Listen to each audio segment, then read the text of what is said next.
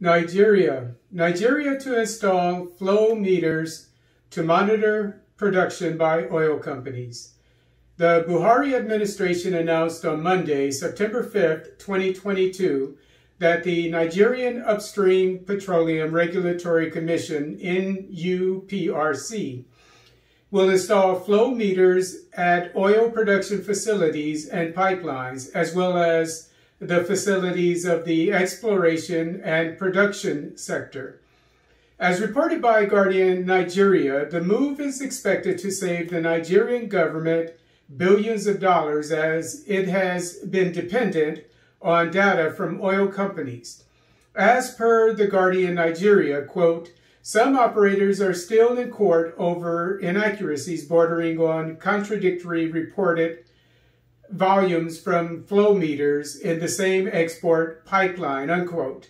Additionally, the NUPRC is in discussions with oil companies to bring back on stream at least 800,000 barrels of shut-in wells daily, many of which have been instituted to fight oil theft. Mozambique to invest $828 million to grow the agriculture industry. The Mozambican government will invest $828 million in its agriculture development program, Sustenta. As specified by the Macau News, Sustenta integrates small-scale farmers into the agriculture value chain by providing, quote, technology transfer, production financing, and marketing linkages, unquote. Sustenta will target farmers who produce, quote, rice, sunflower, sesame, soybeans, and cotton on 1.5 hectare plots, unquote. Mozambique's agriculture industry grew 69% between the first half of 2021 and the first half of 2022, as it increased earnings from $183 million to $310 million during that period, as stated by the Macau News. The Sustenta program has removed an estimated 5 million Mozambicans from food insecurity during last year. Mali and Burkina Faso to work together to tighten border security.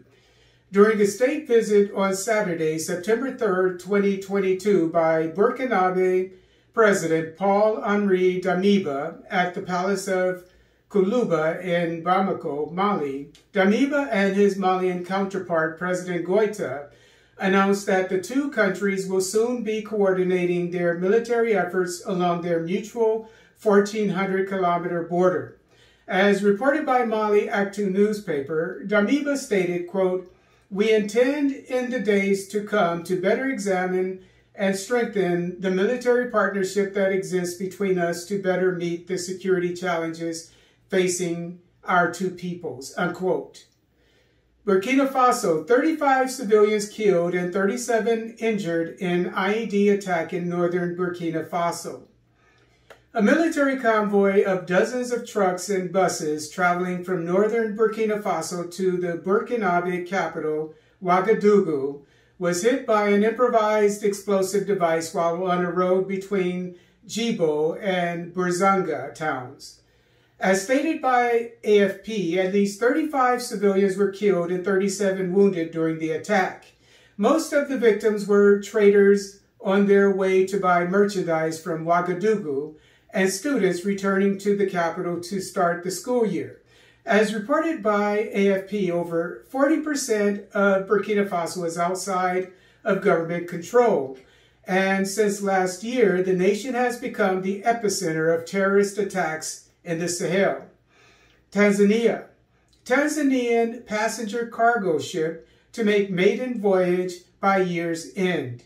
Construction on the largest transport ship in the East African Great Lakes region, MV Wanza, is 71% complete and is scheduled to make its maiden voyage by the end of the year.